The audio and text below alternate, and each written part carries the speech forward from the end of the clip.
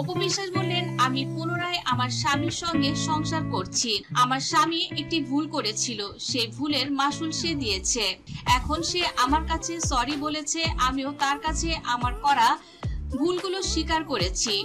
আপনি অপুর যদি একটা ভাষ্য দেখেন না, আপনি সেখানেই দেখবেন, ইন্টারভিউতে দেখবেন, সে বলছে যে হ্যাঁ সে তো দুদিন আগেও এসেছিল, আমার ছেলেকে নিয়ে বাইরে ঘুরে বেরিয়েছে। সে এসে আমাকে টাকা দিয়ে গেছে, 10 লাখ টাকা, 11-12 লাখ টাকা। পরশু ছেলে এসে ছেলেকে আদর করলো, তারপর অনেক টাকা দিয়ে গেল। এক্স্যাক্টলি অনেক টাকা দিয়ে গেল, আমার ছেলেকে নিয়ে বাইরে ঘুরতে গেল। সে সাথে কিন্তু অপুও ছিল, ঘুরতে গেছে। অপু বিশ্বাস নিজের ভুল স্বীকার করে বললেন, সত্যি বলতে কি এক হাতে তালি বাজে না, আমারও কিছু দোষ ছিল, সাকিবেরও দোষ ছিল। দুজনে মিলে আমরা ভীষণ বিরক্ত ছিলাম, একে অন্যের প্রতি রাগ অভিমান থেকেই আমরা এই সিদ্ধান্ত নিয়েছিলাম। কিন্তু আস্তে আস্তে আমাদের সন্তান বড় হচ্ছে, এখন আমাদের ভুল বোঝাবুঝি নিজেদের ভেতরে রেখে একটা সমাধানে আসা উচিত। নিজেদের তাগিদ থেকে বলছি, আমরা এখন সংসার করতে চাই। এই চিত্রনায়িকা বলেন, আমরা যখন সম্পূর্ণ আলাদা হয়ে গিয়েছিলাম তখন রাগের বশে না বুঝে অনেক কথা বলেও ফেলেছি, এজন্য আমাকে ভুগতে হয়েছে। আমি আর ভুগতে চাই না। আমার বাবা মা পৃথিবী ছেড়ে চলে গেছেন, আমি নতুন করে বাবা মা পেয়েছি।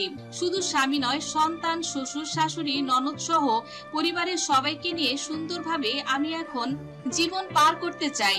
আর আমার শ্বশুর শাশুড়িও আমাকে ক্ষমা করে দিয়েছে, আমি তাদের কাছে আমার করা ভুলের জন্য অনুতপ্ত হয়েছি। আমার শাশুড়ি আমার মাথায় হাত বুলিয়ে বলেছেন, এটা স্বাভাবিক ব্যাপার। বিবাহ বিচ্ছেদের আবেদনের করার আগে থেকে সন্তানকে নিয়ে অপু বিশ্বাস আলাদা থাকছেন, তবে বছর খানেক ধরে সন্তানের সঙ্গে অপু বিশ্বাস এবং সাকিবের বাসায় যাতায়াত অনেক বেশি বেড়েছে। এবছর তো সুপারস্টার সাকিব খানের বাসায় একসঙ্গে ঈদও করেছেন নায়িকা অপু বিশ্বাস। এদিকে জানা গেছে, নায়িকা অপু বিশ্বাসকে সাকিব খানের পরিবার এমন ভাবে মেনে নিয়েছে যে অপু বিশ্বাস সাকিবের বাড়িতে না যাওয়া পর্যন্ত সাকিব খানের বাবা মা তারা নাকি না খেয়ে বসেছিলেন ছেলের বউ অপু বিশ্বাসের আসার অপেক্ষায়। বেশ কিছুদিন ধরে কানাঘুষা চলছে, আবারও এক ছাদের নিচে ফিরছেন সাকিব অপু। আর এই জল্পনার অবসান করলেন এবার রোজার ঈদের মাধ্যমে।